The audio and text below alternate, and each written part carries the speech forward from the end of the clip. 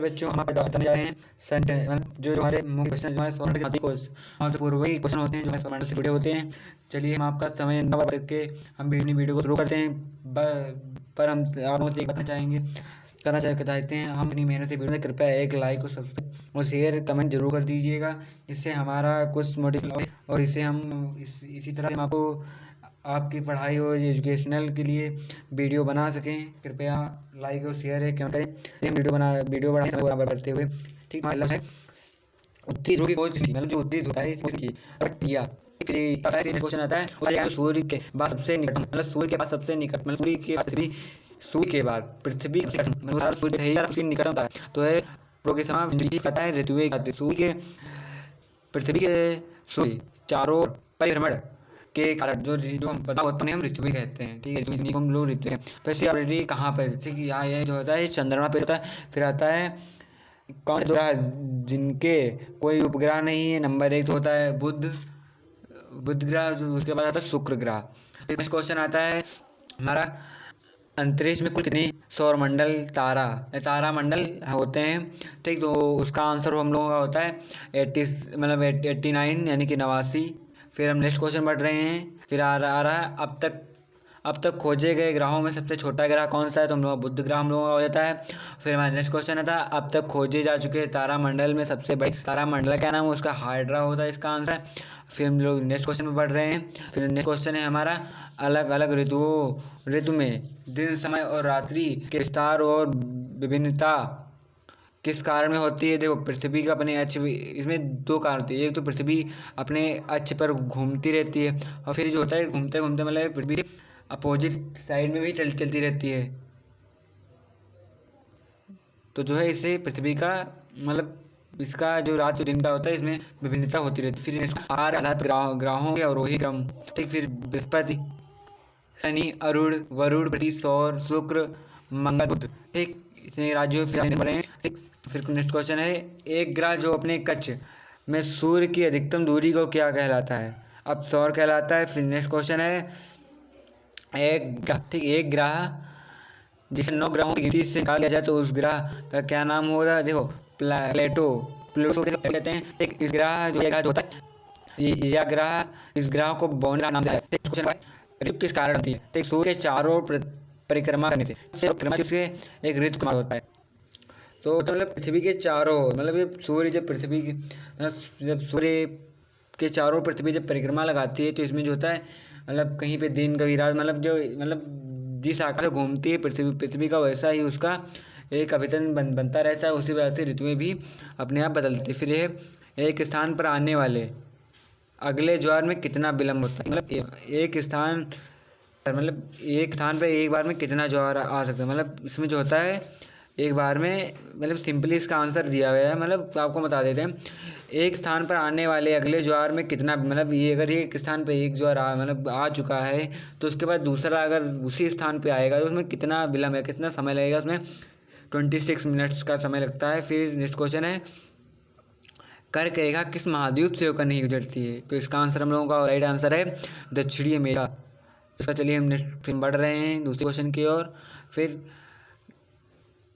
Cairo का समय ठीक ग्रीनविच 2 घंटे आगे है अतः यह स्थित मतलब ग्रीनविच होता है मतलब एक हम लोगों का मानक समय होता है जो तीसरी पूर्व स्थानांतर पर स्थित मतलब कि इसमें जो था 15 मिनट का हर एक समय में मतलब हर एक मतलब देशांतर में 15 मिनट का जो होता है इसमें अंतर दिया होता है। ठीक है, नेक्स्ट क्वेश्चन है किन्हीं 2 ग्रहों की घूर्णन तथा परिक्रमण की दिशा पश्चिम पूर्व जो कौन से हैं दिशा पश्चिम पूर्व बने मतलब ये लोग पृथ्वी के अपोजिट साइड से घूमते हैं। तो शुक्र तथा यूरेनस होगा। नेक्स्ट क्वेश्चन होगा किस तिथि या उत्तरी गोलार्ध का सबसे छोटा दिन होता है। मतलब सबसे छोटा दिन 22 दिसंबर को सबसे छोटा दिन माना। इसी दिन से हम लोगों की छोटा दिन मतलब दिन का छोटा होना आरंभ हो जाता है। फिर ये होता है फिर 22 जून को भी बड़ा दिन भी हो जाता है। ठीक, मतलब डेट कंफर्म होती है 22 की होता है बट जो इसमें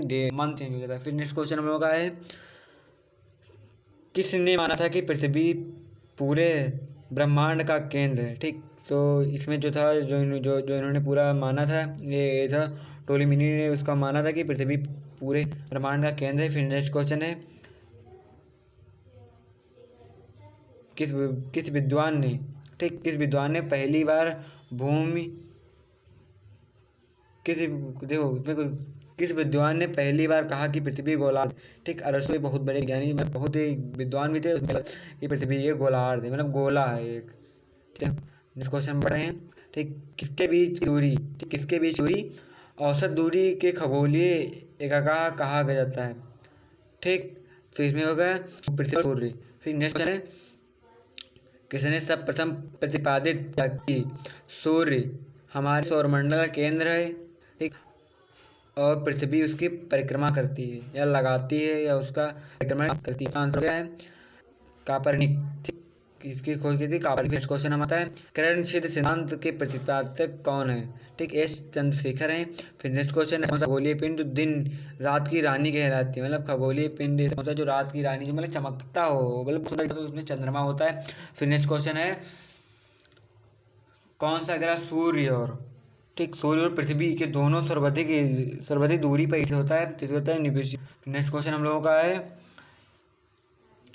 कौन सा ग्रह, ठीक, कौन सा ग्रह सूर्य का चक्कर सबसे कम समय लगाता, तो ये, ठीक। फिर नेक्स्ट क्वेश्चन है, वह ऐसा कौन सा ग्रह, ठीक, मतलब क्वेश्चन को अगर चेंज कर रहे हैं तो आप लोग समझिए कैसा क्वेश्चन है, कौन सा ग्रह जो सूर्य के परिक्रमा केवल 88 देश में पूरा, मतलब 88 दिनों में पूरा कर लेता है। तो इसका आंसर भी बुध ही होगा, ये बुध चलने में बहुत समझ, क्योंकि यहाँ पे कुछ होता है नहीं। फिर नेक्स्ट क्वेश्चन है, कौन सा ग्रह हमारे हरे प्रकाश को सर्जित करता है, तो इसका वरुण, क्योंकि यहाँ पे बहुत ही एक ग्रह होता है, क्योंकि यहाँ पे ठंडी ज़्यादा होती है। फिर नेक्स्ट क्वेश्चन है, कौन सा तारा पृथ्वी के सर्वाधिक समीप होता है, तो इसका सही राइट आंसर हम लोगों का सूर्य, क्योंकि पृथ्वी के सर्वाधिक समीप होता है। फिर नेक्स्ट क्वेश्चन है, कौन सा सुबह का तारा कहता है, शुक्र, क्योंकि यह सुबह में कुछ ज़्यादा ही शाइनिंग करता है, ठीक है, इसे सुबह का तारा भी बोलते हैं। फिर नेक्स्ट क्वेश्चन है, कौन से ग्रह में सर्वाधिक प्राकृतिक उपग्रह एवं चंद्रमा होता है, तो जिसमें जो होता है 82, ठीक, इसका जो 82। फिर शुद्ध ग्रह कितने ग्रहों के बीच में पाया जाता है, ठीक, तो ये जो होता है शुद्ध ग्रह यह मंगल और बृहस्पति के ग्रहों के बीच में पाया जाता है। फिर नेक्स्ट क्वेश्चन है, चंद्रमा ग्रहण को कहलाते हैं पूर्णिमा, मतलब जो चंद्रमा जिस दिन उसका, मतलब चंद्रमा होता तो कुछ नहीं, मतलब उसका जो होता है, मतलब चंद्रमा के सामने जब सूर्य आ जाता है, ठीक, तो मतलब उसका अंधेरापन हो जाता है, जब मतलब पृथ्वी सामने आ जाती है तो थोड़ा सूर्य छिप जाता है, तो उसी को लोग बोलते हैं कि हम लोगों की भाषा में जानते हैं क्या बोलते हैं उसको, ठीक, तो पूर्णिमा बोलते हैं। नेक्स्ट क्वेश्चन है, चंद्र ग्रहण कब होता है, सूर्य और पृथ्वी, ठीक, बोला देखो जो बताया कि पृथ्वी जब सूर्य पृथ्वी जब बीच में आ जाता है, ठीक। दूसरा क्वेश्चन है, पृथ्वी सूर्य और चंद्रमा के बीच में जब होता है तो उसे चंद्रग्रहण, तो उसे हम चंद्रमा जब बीच में होता है तब उसे चंद्रग्रहण कहते हैं। फिर नेक्स्ट क्वेश्चन है, चंद्रमा का व्यास कितना होता है, ठीक, तो इसका होता है 34, मतलब 3475 किलोमीटर का व्यास होता है। फिर नेक्स्ट क्वेश्चन है, पृथ्वी, ठीक, चंद्रमा की पृथ्वी की दूरी, मतलब चंद्रमा की पृथ्वी से दूरी कितनी है, तो यहाँ पे आप देख लीजिए कितना हुआ है,